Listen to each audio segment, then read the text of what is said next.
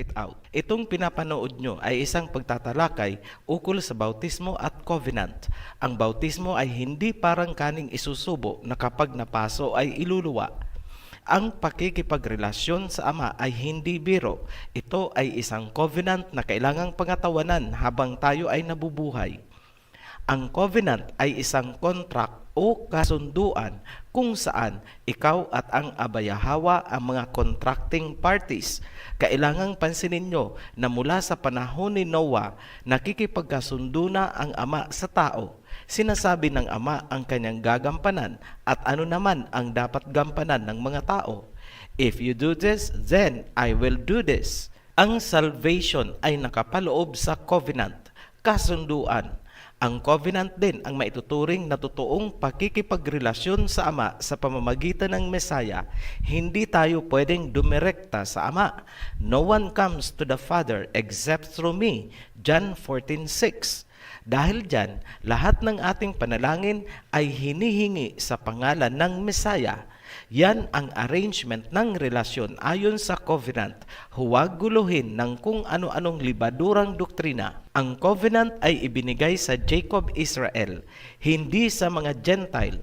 Ulitin ko, ang covenant ay ibinigay sa lahi ni Jacob at hindi sa mga Greek and Romans. Ang lahi ni Jacob ang principal party at sila ang tinawag ng Ama na my people.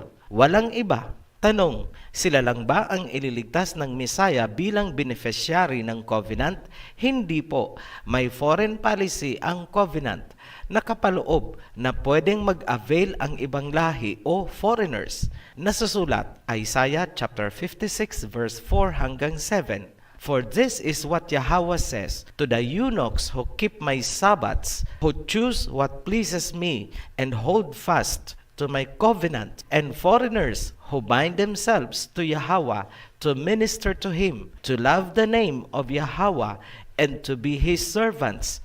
All who keep the Sabbath without desecrating it, and who hold fast to my covenant, this I will bring to my holy mountain, and give them joy in my house of prayer. Maliwanag sa kasulatan ni Prophet Isaiah, binigyan ng chance ang mga foreigner na makapasok sa covenant ng Jacob, Israel. Yan din ang nagpapaliwanag bakit sinabi ng Messiah na salvation is from the Jews. John 4:22. Lahat ng hindi Israelite ay itinuturo ng Messiah na sumama sa mga Hudyo kung saan ibinigay ang covenant. Hindi tayo itinuro ng Messiah sa mga Greeks at Romans. Beware! Huwag magpalinlang sa libadurang doktrina ng Pariseyong si Pablo na ikinakalat nitong mga makapablo. Ngayon, ito ang patutunguhan ng mga taong nagpasakop sa covenant ng Ama. Revelation chapter 7 verse 9. After this I looked, and there before me was a great multitude that no one could count, from every nation, tribe, people, and language, standing before the throne and before the Lamb. Ipinakita sa vision ang napakaraming tao, great multitude na nasa harapan ng trono ng Ama mula sa iba't ibang bansa. Verse 13. Then one of the elders asked me, "This in white robes, who are they, and where did they come from?" Ang isa sa mga elders ay nagtanong, sino itong mga nakasuot ng puti? Alam mo ba kung saan sila galing?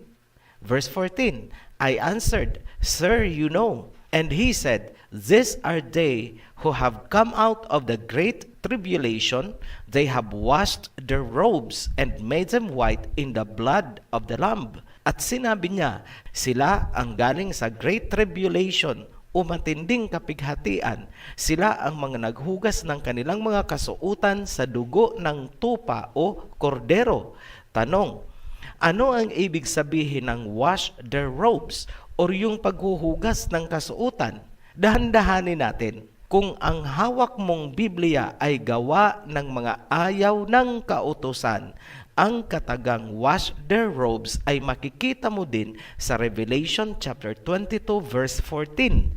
Ganito ang nasusulat sa kanilang Biblia. Blessed are those who wash their robes, that they may have the right to the tree of life and may go through the gates into the city. Ngunit sa King James Version, malinaw ang nasusulat. Blessed are they that do His commandments, hindi po wash their robes.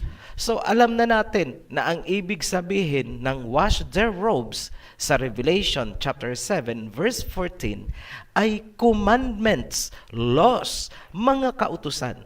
May isa pa tayong dapat linawin. Ano ang blood of the Lamb? Mark chapter 14 verse 24. This is my blood of the covenant which is poured out for many. Ito ang aking dugo, ang dugo ng pakikipagtipan. Covenant. Ayan, malinaw na ang blood of the Lamb ay ang covenant. Ngayon, sino ang inilarawan sa Revelation chapter 7 na maliligtas? Moot and academic and common sense yung mga pumasok sa covenant at sumusunod sa mga kautusan na sinisipa ni Pablo. Sinabi ni Pablo sa Romans chapter 6 verse 14 at Romans chapter 7 verse 6, we are not under the law. Yan ang covenant na pinanghahawakan ng mga followers ni Pablo. Kasi ayaw nila ng kautusan. Gusto nila hayahay lang ang buhay. Pero pakinggan nyo ang salita ng Mesaya. Matthew chapter 5 verse 17. Do not think that I have come to abolish the law or the prophets. I have not come to abolish them, but to fulfill. Ito ang panawagan ni Haring David galing kay Aba Yahweh. Tipunin ninyo sa akin ang aking mga banal, yaong nagsitipan sa akin sa pamamagitan ng haing alay.